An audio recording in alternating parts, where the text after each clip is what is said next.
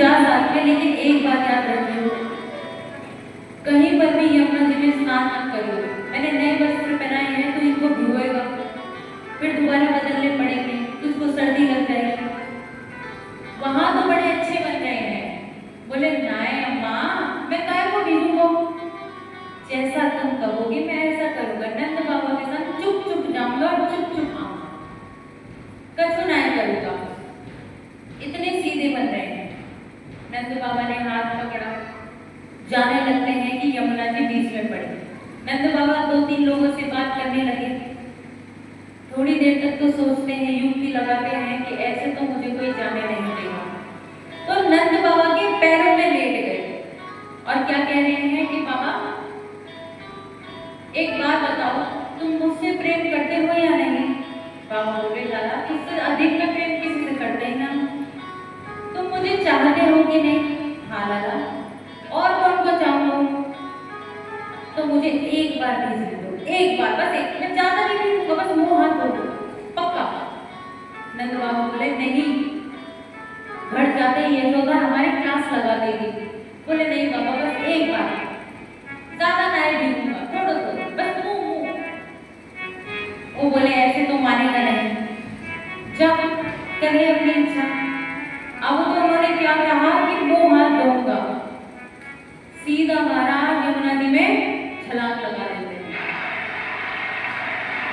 यमुना जी में छलांग लगा दी और खूब खेल रहे हैं। अच्छा, खेलते खेलते दिमाग में क्या आई कि अकेला मैं फंस गया तो आज खूब पिटूंगा, अब नंद बाबा को फंसाऊंगा तो दोनों बाप बेटे बच जाएंगे।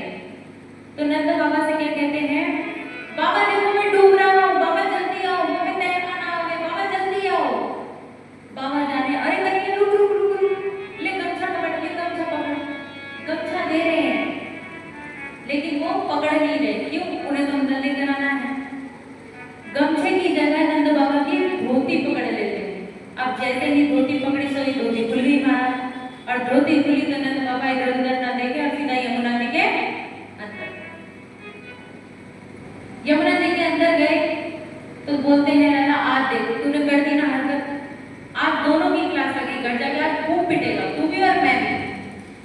अब सोचेंगे बाबा तुम तो पीछे आओगे, या सरपट निकले और घर पहुंचे। घर पहुंच के मैया से क्या कहते हैं, मैया देख देख आज तूने मेरे को तो समझा के भेजा था, पर बाबा का घर छुड़ा ही सकता है, क्यों? अरे यमुना जी देखते ही भी चल गए कि क्या मैं नहाएंगे, क्या मैं नहाएंगे, और वो धक्का दे दिया। अरे मैं तो इतना घबरा गया है, इतना परेशान हो गया, मैया मुझे तो सांस भी नहीं आई, मैं तो सरपट भाग के जैसे तैसे अपनी जान बचा के भाग गया है तेरे पास। मैया बोली अच्छा। पीछे से नंद बाबा आ रहे हैं। नंद बाबा बोले अरे कन्हैया रुक सुन, मैं तुझे सुखा तो दूं जो तू बचे जाएगा। इतने में तो मैया पीछे से देखे नंद बाबा भी आ रहे हैं। मैया ने बोला कि एक बात बताइए, चतुराई तुझे सिखाता कौन है? चुप, कुछ नहीं बोले। नंद बाबा बोले यशोदा मैंने सबके लाला देखे, पर तेरे जैसा ये झूठा लाला कहीं नहीं देखा। ये तो इतना झूठ बोले हैं, इतना झूठ बोले जिसका कोई जवाब नहीं। मेरी धोती खींच ली और घर आके बता रहा है कि मैंने जाकर धक्का दिया। अब नंद बाबा इस प्रकार बता रहे हैं। तो आज लीला जो है, क्योंकि कल लीलाएं बहुत हुई है, आज भगवान 14 वर्ष तक नहीं रहे, 5 वर्ष तक गोकुल में रहे, उसके बाद वृंदावन चले गए महाराज। अब वृंदावन आए हैं और सुखदेव जी किन्हीं गुरु मानते हैं? राधा को। किस प्रकार? अभी तक उन्होंने कहीं राधा का नाम नहीं लिया, क्योंकि शुभ बालक को एक आदत थी किस चीज की?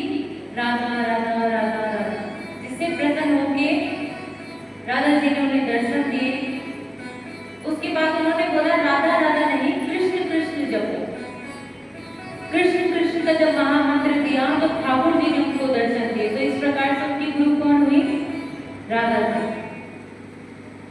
अब उन्होंने क्या करा है कि उन्होंने ज्यादा रास के बारे में लिखा नहीं है, क्योंकि उनका कहना है कि कलयुग में लोग रास को समझ नहीं पाएंगे, ज्यादा लोग रास को समझ नहीं पाएंगे। उन्हें केवल एक ही चीज दिखेगी, नृत्य, कि निधि वन में केवल नृत्य होता है।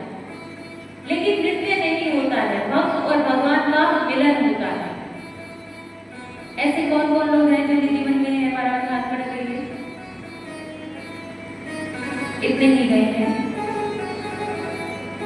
तो आज क्या हो रहा है कि रास की तैयारी हो रही है, सारी गोपियां सजी हैं, श्री जी भी सजी है महाराज।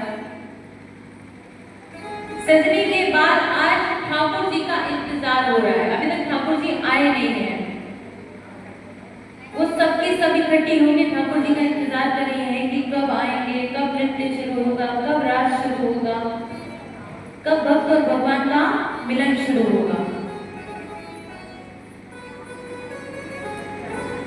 तो आइए भजन के माध्यम से सुनते हैं कि ठाकुर जी का किस प्रकार गोपियां इंतजार कर रही हैं, उन्हें रास में बुला रही हैं।